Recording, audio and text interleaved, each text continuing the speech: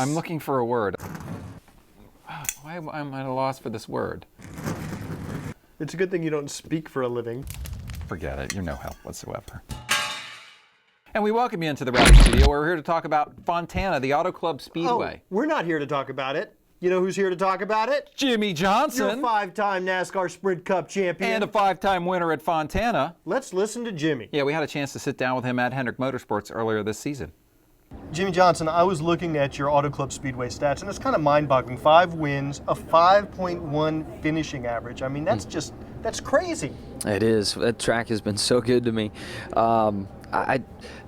You think of scenarios, and man, if I could win on my home track for my first win, and you dream up stuff like that, but actually have it happen, and then to go back, and we've been back and won that race with our foundation on the side of the car a couple times, raising great awareness for it and the causes that are important to my wife and I.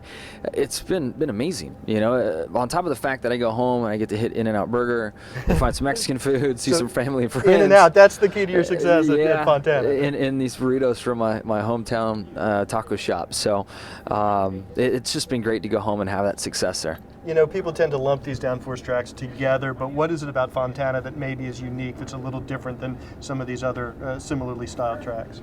Yeah, I mean, the closest track to it would be Michigan, but Fontana is a lot rougher, and there's less banking than what we have at Michigan.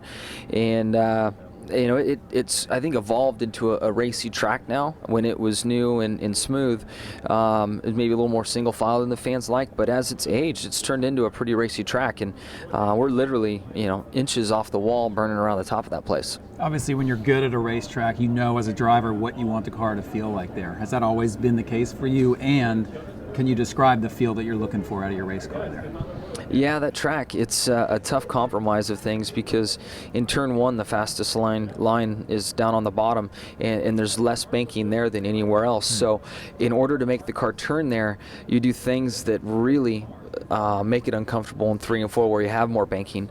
And when you get 1 and 2 right, you're usually really loose off of 4, and trying to manage that balance from one end of the track to the other, and it's a tough thing to do there. So I think we can probably improve a little bit on what Jimmie... I'm sure we have something to add. Some insight. Like, one thing Jimmie did not mention was track position. Right. And I think even though, as he said, the racing groove is now pretty wide there, what we saw last year at most of the downforce tracks, including this one, is that clean air is still very, very beneficial, and that means track position, and that means pit strategy, maybe. It does mean pit strategy. How many tires are you going to take late in the race? Now, he did say this track has gotten rougher, so is that going to dictate tire strategy to a greater extent than it has in the past? Depends on the tire. Remains Always to be seen. Depends on the tire, but that final pit stop is going to be a key to this race. And this race could come down to fuel mileage. It's a downforce track. They often do, so that's another thing to keep your eye on. Our second downforce race of the year after Las Vegas, so that'll give us a clue also about how teams are stacking up early in the season on these downforce tracks. But you have to think going into it,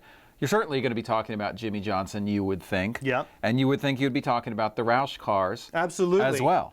Jimmie Johnson, Matt Kenseth, Carl Edwards, they're the only guys at this track who have an average finish of 10th or better. Kenseth, of course, has 3 victories here and has started the season very strong, so keep your eyes out for Kenseth. And Carl Edwards has a win. Greg Biffle has a win here. You know, the Biff has looked strong here at times. The Biff has been dominant here at least one time before, and his engine blew up and he finished like 42nd, even though he clearly had the best car throughout the weekend and the time he was racing. So I like Greg Biffle here. 2 other guys who've been good here, Kevin Harvick, who won this race last year, and Tony Stewart's actually very good at Fontana. And so given what Tony did at Las Vegas, I would like Tony Stewart at this race very much too. Another guy that I'm keeping an eye on, kind of a dark horse pick, Clint Bowyer. What, not Marcus Ambrose? I can't believe it. Clint Bowyer has 4 straight top 10s here, 7 top 10s in 11 starts.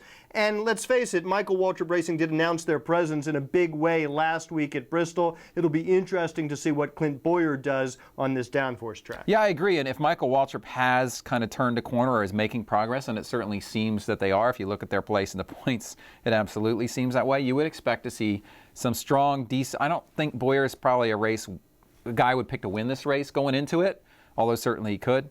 But if you'd like to see those cars running up towards the front. Yeah, and it's entirely possible that they will. That's our take on the Auto Club Speedway, with a little help from Jimmie Johnson. A little help. So thanks, Jimmie. Thanks for stopping by. We'll see you next time. Rowdy.com. Say it like it is. Say what like it is? Rowdy.com.